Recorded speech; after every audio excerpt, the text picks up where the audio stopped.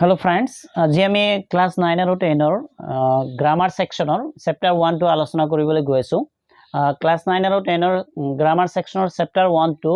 আসলতে সেন্টেন্সৰ ওপৰত আছে যে অ্যাকৰ্ডিং টু স্ট্ৰাকচাৰ, এই স্ট্ৰাকচাৰ অনুসৰি আমি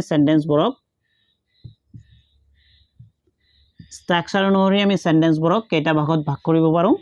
যে স্ট্ৰাকচাৰ অনুসৰি আমি সেন্টেন্সবোৰক তিনিটা ভাগত ভাগ কৰিব পাৰো। নাম্বাৰ 1 সিম্পল সেন্টেন্স,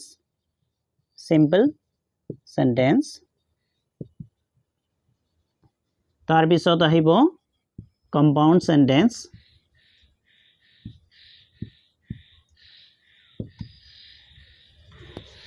আৰু লাষ্টত আহিব কমপ্লেক্স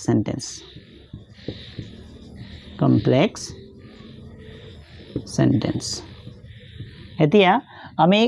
এই সেন্টেন্সৰ স্ট্ৰাকচাৰ অনুসৰি সেন্টেন্সবোৰৰ বিষয়ে আমি জানিবলৈ হলে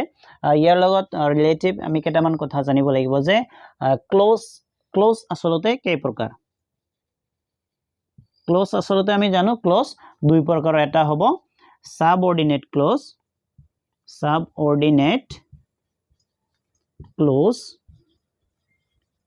আন এটা আহিব কোঅৰ্ডিনেট ক্লোজ। ইয়াৰ লগত ৰিলেটিভ আন এটা কথা আমি জানিব লাগিব যে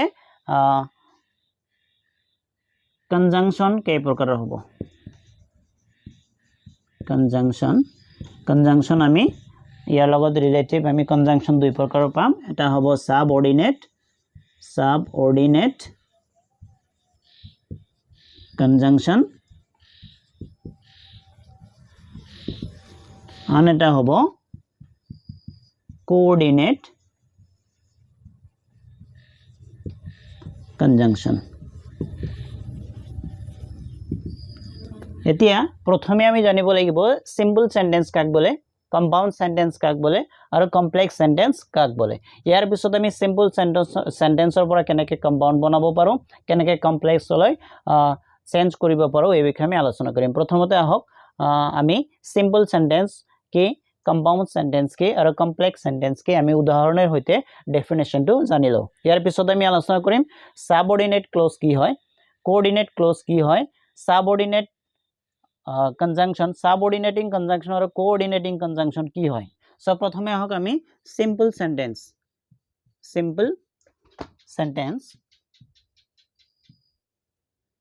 সেন্টেন্সৰ ডেফিনেশন হিচাপে আমি আলোচনা কৰিম যে সিম্পল সেন্টেন্স কাক বলে, যাক অসমীয়াত কি ক'ব, সৰল বাক্য বুলি ক'ব। সৰল বাক্য, সিম্পল সেন্টেন্স। এতিয়া সিম্পল সেন্টেন্স কাক বলে, আমি জানো যে যি সেন্টেন্সত মাত্ৰ এটা ফাইনাইট ভাব থাকে, তেনেবোৰ সেন্টেন্সক সিম্পল সেন্টেন্স বলে। উদাহৰণস্বৰূপে হি ইজ হ্যাপি, উদাহৰণস্বৰূপে আমি জানিম হি ইজ হ্যাপি, এতে ইজ টু হল এটা ফাইনাইট ভাব। এতিয়া আন এটা উদাহৰণ লৈছো যে আই ৱেন্ট দ্য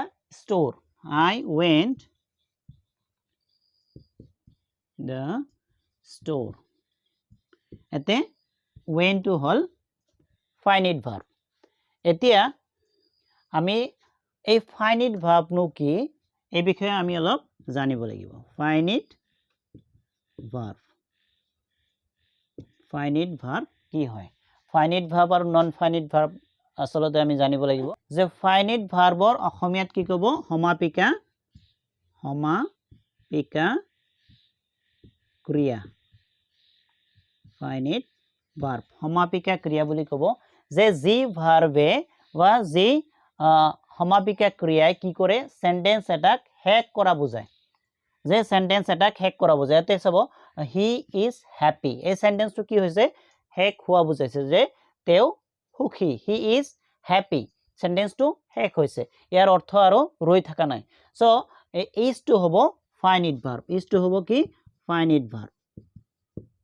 আন এক ধৰণে আমি বুজিব পাৰিম যে যি ভাৰ্বৰ ৰূপ টেন্স আৰু সাবজেক্টৰ নাম্বাৰ আৰু পাৰ্সন অনুসৰি কি হয়, টেন্সৰ সাবজেক্ট আৰু নাম্বাৰ অনুসৰি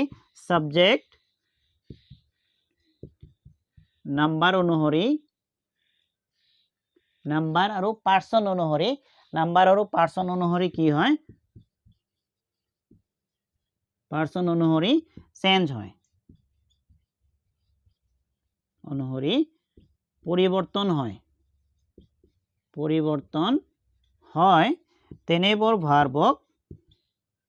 তেনেবোৰ ভাৰ্বক কি বলিব ফাইনাইট ভাৰ্ব বুলি কোৱা হ'ব যেনেকুৱা হি ইজ হ্যাপি এতে সাবজেক্টৰ এতে যদি আমি কি দিও সাবজেক্টটো যদি আমি কি কৰো হেতু আছে সাবজেক্ট এই সাবজেক্টটো যদি আমি চেঞ্জ কৰি দিও যে দে যদি আমি দে বহাই দিও তেতিয়া হলে এতে ইজ নহব কি হ'ব চেঞ্জ হৈ যাব ফাইনাইট ভাৰ্বটো কি হ'ব চেঞ্জ হৈ কি হ'ব দে আৰ হ্যাপি সো এনেদৰে কি হয় সাবজেক্টৰ নাম্বাৰ আৰু পাৰ্সন অনুসৰি ভাৰ্বটো কি হৈ যায় চেঞ্জ হৈ যায় সো তেনেকুৱা ভাৰ্বক কি বুলি ক'ব সমাপিকা ক্ৰিয়া বা ফাইনাইট ভাৰ্ব বুলি ক'ব সেকেন্ড আহিব কি সেকেন্ড আমি পাইছিলো যে সাবজেক্ট স্ট্ৰাকচাৰ অনুসৰি সেন্টেন্সক তিনিটা ভাগত ভাগ কৰিছে সেকেন্ডত আহিব কম্পাউণ্ড সেন্টেন্স কম্পাউণ্ড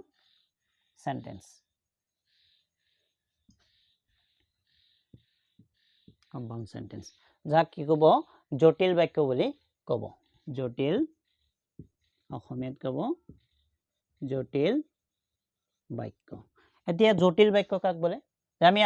আগতে পাইছিলো যে সিম্পল সেন্টেন্স কি যি সেন্টেন্সৰ মাত্ৰ এটা ফাইনাইট ভাৰ্ব থাকে তেনেকুৱা সেন্টেন্সক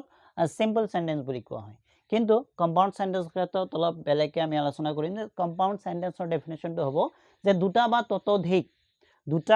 বা ততোধিক অন অৰ মোৰ কোঅৰ্ডিনেট ক্লজৰ দ্বাৰা যদি সংযোজিত হৈ এটা ডাঙৰ বাক্য গঠন কৰে তেনেকুৱা সেন্টেন্সক কি ক'ব কম্পাউণ্ড সেন্টেন্স কোৱা হ'ব যদি দুটা বা ততোধিক কোঅৰ্ডিনেট ক্লজ এতিয়া কোঅৰ্ডিনেট ক্লজৰ বিষয়ে আমি অলপ পিছত আলোচনা কৰিম যে দুটা বা ততোধিক কোঅৰ্ডিনেট ক্লজৰ দ্বাৰা সংযোজিত হৈ যদি এটা ডাঙৰ বাক্য গঠন কৰে তেনেকুৱা সেন্টেন্সক কি বুলি ক'ব কম্পাউণ্ড সেন্টেন্স বুলি ক'ব উদাহৰণ এটা লৈ লৈছো উদাহৰণ লোৱাৰ পিছত ক্লিয়াৰ হৈ যাব যে Raju is a good cricketer and Ram is a good cricketer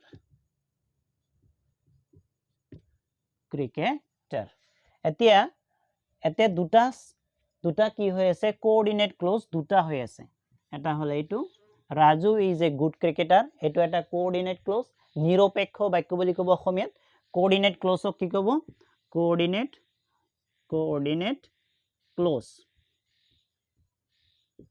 close যাক নিৰপেক্ষ বাক্য বুলি ক'ব এটো এটা নিৰপেক্ষ বাক্য independent Raju is a good cricketer এটোৰ অৰ্থ এটা বেলেগকে প্ৰকাশ কৰিব পাৰে নিজে সো আন এটা আছে এটো এন্ড কোঅৰ্ডিনেট কনজাংশনৰ জৰিয়তে কি হৈছে এড কৰা হৈছে আন এটা কোঅৰ্ডিনেট ক্লজ যেনেকুৱা Ram is a good cricketer এইটো এটা কি হ'ব কোঅৰ্ডিনেট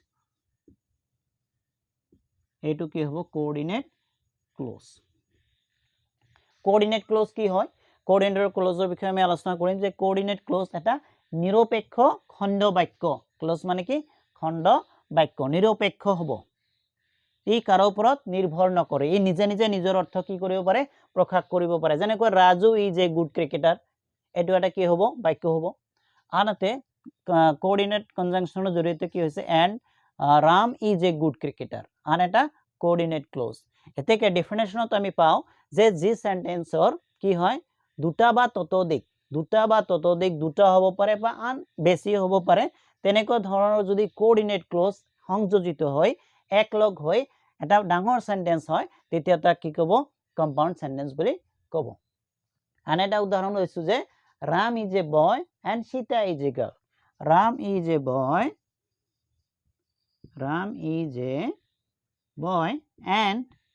এন্ড to কি হ'ব কোঅৰ্ডিনেট ক্লজ কোঅৰ্ডিনেট কনজাংশন হ'ব and Sita is a girl এতে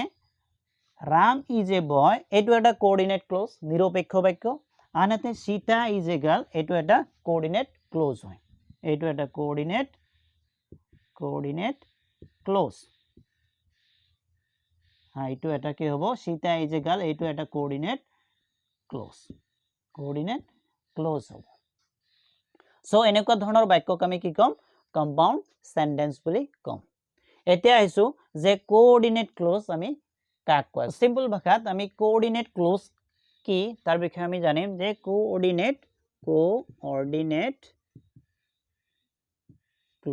ক্লোজ মানে আমি জানো যে খণ্ড বাক্য এতিয়া কোঅৰ্ডিনেট কি নিৰপেক্ষ ইয়াক কি কব অসমীয়াত কব নিৰপেক্ষ ইন্ডিপেন্ডেন্ট নিৰপেক্ষ ক্লোজ মানে কি খণ্ড বাক্য যে এই অৰ্থটোৰ পৰা আমি জানিব পাৰিম যে কোঅৰ্ডিনেট ক্লোজ আসলতে কি হয় যে নিৰপেক্ষ খণ্ড বাক্য মই এটা উদাহৰণ লৈছো যে Ram is a good player and Karim is a good cricketer. এতে দুটা কোঅৰ্ডিনেট ক্লোজ আছে Ram is a good player and Karim is a good cricketer. এই দুটা কোঅৰ্ডিনেট ক্লোজ নিজৰ ইন্ডিপেন্ডেন্ট আছে স্বাধীনতা আছে যে নিজে নিজৰ অৰ্থ প্ৰকাশ কৰিব পাৰিছে যে এইটো ক্লোজে যে Ram is a good player এইটো ক্লোজ আৰু এইটো এটা সাব কোঅৰ্ডিনেট ক্লোজ এই দুটা কোঅৰ্ডিনেট ক্লোজ নিজে কাৰো ওপৰত কোনেও কি নহয় নিৰ্ভৰশীল নহয় যে এইটোৰ অৰ্থ প্ৰকাশ কৰিবলৈ এইটোৰ সহায় ল'ব লগা নহয় আসলতে এটো কি ইন্ডিপেন্ডেন্ট ক্লোজ স্বাধীনতা পৰ্যায়ৰ আসলতে সম পৰ্যায়ৰ ক্লোজ হয় এবিলাক কি হয় সম পৰ্যায়ৰ নিৰপেক্ষ খণ্ড বাক্য এইটো যেনেকৈ নিজে অৰ্থ প্ৰকাশ কৰিব পাৰিছে এইটো কৰিম ইজ এ গুড ক্ৰিকেটাৰ এইটো এটা নিজে নিজে অৰ্থ প্ৰকাশ কৰিব পাৰিছে সো আমি কোঅৰ্ডিনেট ক্লোজ আমি এনেদৰে মনত ৰাখিলে হ'ব যে নিৰপেক্ষ খণ্ড বাক্য যি খণ্ড বাক্যই এইটো এটা খণ্ড বাক্য এইটো এটা খণ্ড বাক্য এইটো খণ্ড বাক্যই বেলেগ এটা খণ্ড বাক্যৰ ওপৰত নিৰ্ভৰ কৰিব নালাগে যে মই অৰ্থ প্ৰকাশ কৰিলে ইয়াৰ সহায় ল'ব লগা হ'ব কিন্তু নহয় নালাগে যদি তেনেকুৱা হয় তেতিয়াহলে তেনেকুৱা ক্লোজক আমি কি কম কোঅৰ্ডিনেট ক্লোজ আৰু এই কোঅৰ্ডিনেট ক্লোজক যিয়ে কি কৰে সংযোজিত কৰে এটা একেলগ কৰে তাক আমি কি কম যে কোঅৰ্ডিনেটিং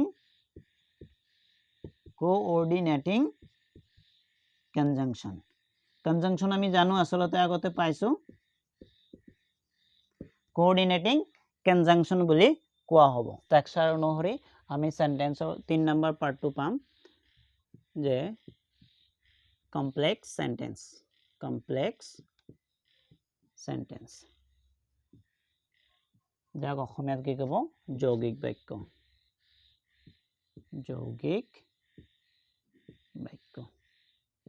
এতিয়া কম্পাউণ্ড সেন্টেন্সৰ ডেফিনেশ্যন আমি জানিলো এতিয়া কমপ্লেক্স সেন্টেন্সৰ ডেফিনেশ্যনটো আমি জানিম যে কমপ্লেক্স সেন্টেন্স কাক বলে যে যি সেন্টেন্সত এটা প্ৰিন্সিপাল ক্লোজ থাকে আগতে আমি পালো সাবঅৰ্ডিনেট ক্লোজ কোঅৰ্ডিনেট ক্লোজ পাইছিলো যে যি সেন্টেন্সৰ এটা প্ৰিন্সিপাল ক্লোজ থাকে আৰু এটা বা ততোধিক কি থাকে সাবঅৰ্ডিনেট ক্লোজ থাকে এতিয়া কোঅৰ্ডিনেট নহয় সাবঅৰ্ডিনেট ক্লোজ থাকে এটা কি থাকিব প্ৰিন্সিপাল ক্লোজ থাকিব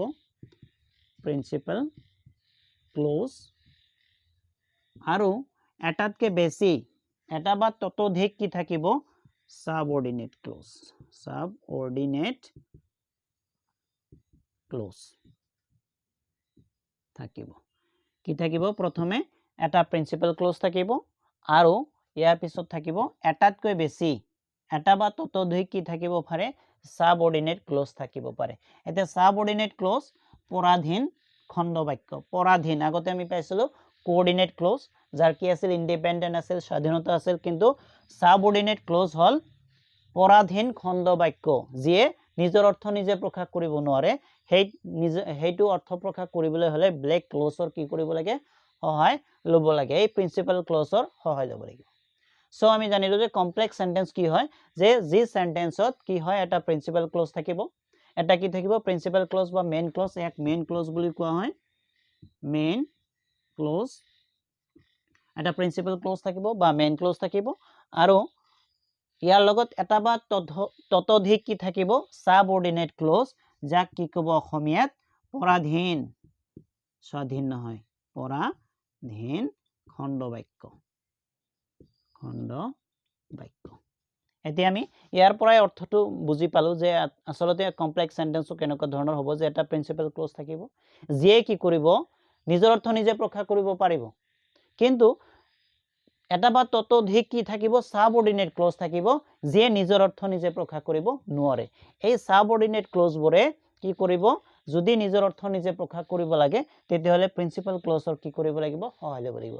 উদাহৰণ এটা লৈছো যে if I read I will learn if I read I will learn যদি মই পঢ়ো I will learn মই শিকিব পাৰিম যদি মই পঢ়ো তেতিয়াহলে মই কি কৰিম শিকিব পাৰিম if I read মই যদি পঢ়ো এটো চাব এটো হল কোঅৰ্ডিনেট সাবঅৰ্ডিনেট ক্লজ এটো কি হ'ব সাবঅৰ্ডিনেট ক্লজ যিয়ে নিজৰ অৰ্থ নিজে প্ৰকাশ কৰিব পৰা নাই if I read যদি মই পঢ়ো তাৰ পিছত কি হ'ব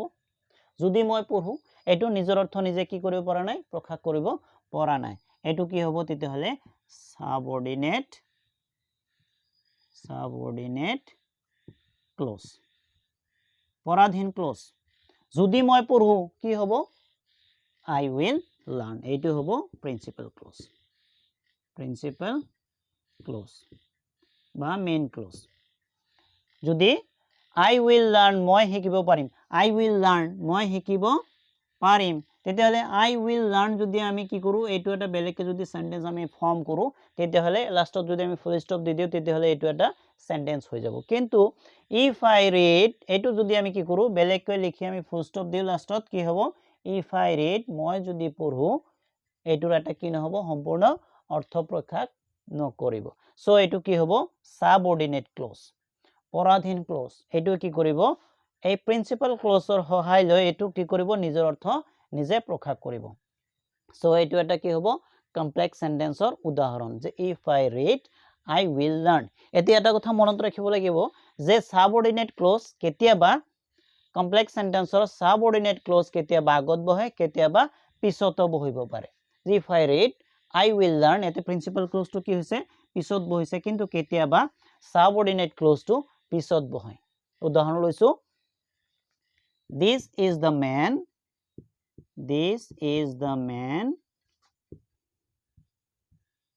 who came here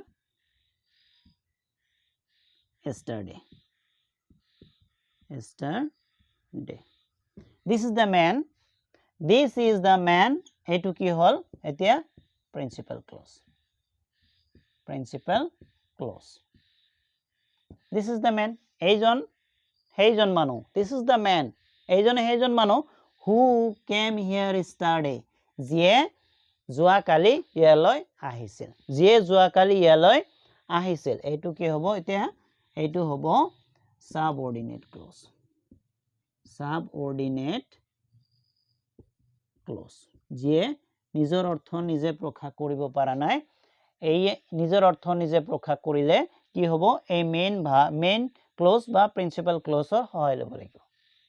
সো এখিনি আছিল আমাৰ ডেফিনেশন সো ডেফিনেশন শেষ হৈ গল এতিয়া আমি নেক্সট এটা ভিডিওত আলোচনা কৰিম যে আমি সিম্পল সেন্টেন্সৰ পৰা কম্পাউন্ড কমপ্লেক্স এনেকৈ কেনেকৈ আমি চেঞ্জ কৰিব পাৰো এই বিষয়ে একবাৰ